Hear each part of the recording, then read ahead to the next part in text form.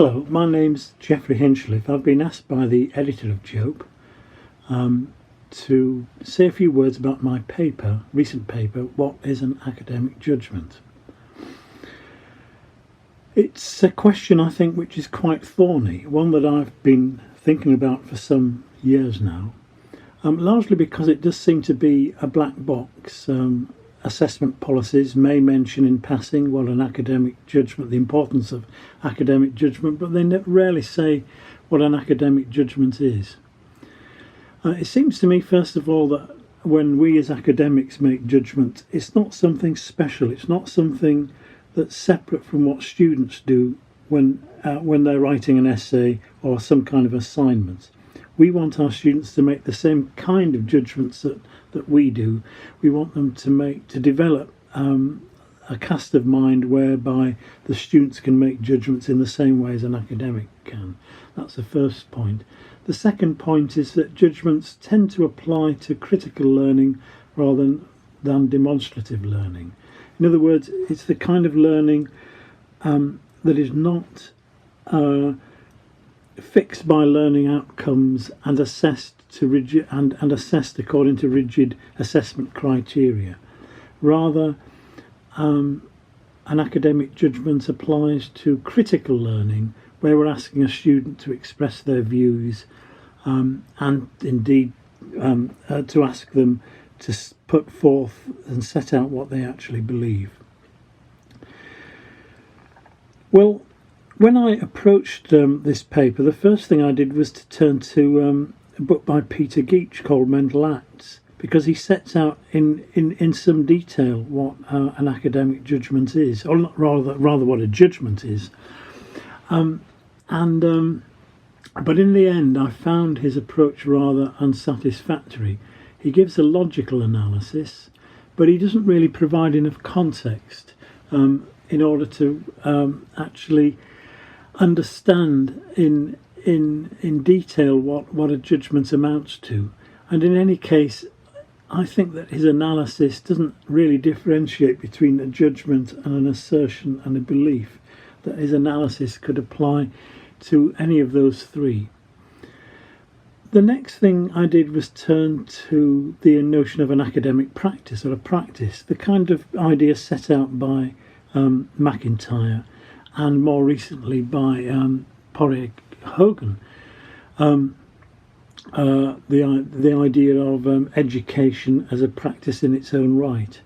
And I think that this certainly is an advance on Geach, in the sense that the idea of an academic practice with its internal goods, its internal processes, its internal language, does help one understand what an academic judgment is in terms of framing the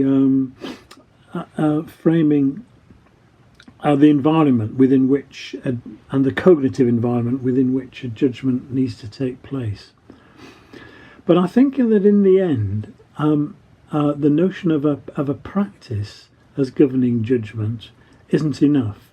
It's not enough because in the end, an academic is not just interested in conforming to assessment criteria or comparing marks with other marks or looking at benchmarks, all the kind of paraphernalia that typically goes into an academic practice.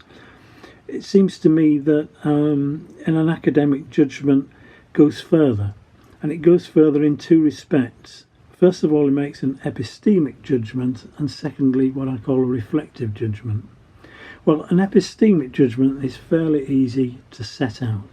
An epistemic judgment is one where we, in effect, make a judgment as to whether a state of affairs exists and what kind of a state of affairs it is.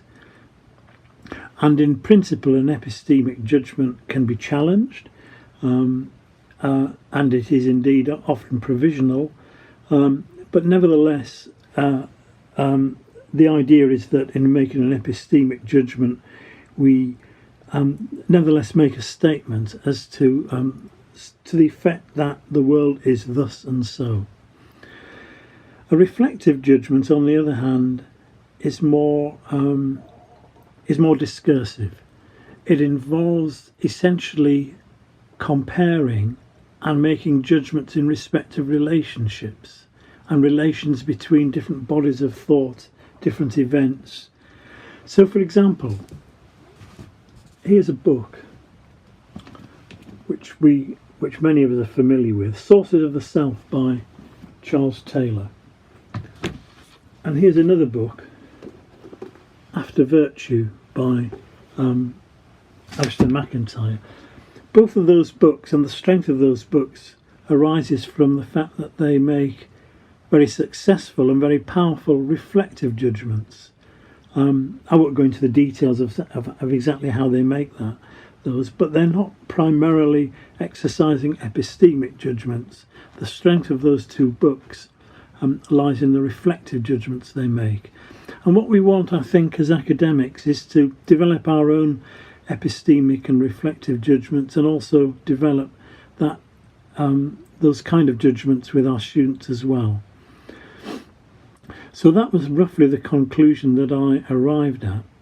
I have to say that I'm not entirely satisfied that I've covered everything, and indeed I was quizzed on the nature of an academic judgment by an Indian colleague from the Azim Premji University in India. And for one thing, he made me understand through his questioning and through the discussion that I'd not really set out the idea of a practical judgment in any great shape or form. So my paper is, I think, of some value, at least I hope it is, but I have to confess that it doesn't say the final word on what an academic judgment is. So, thank you very much.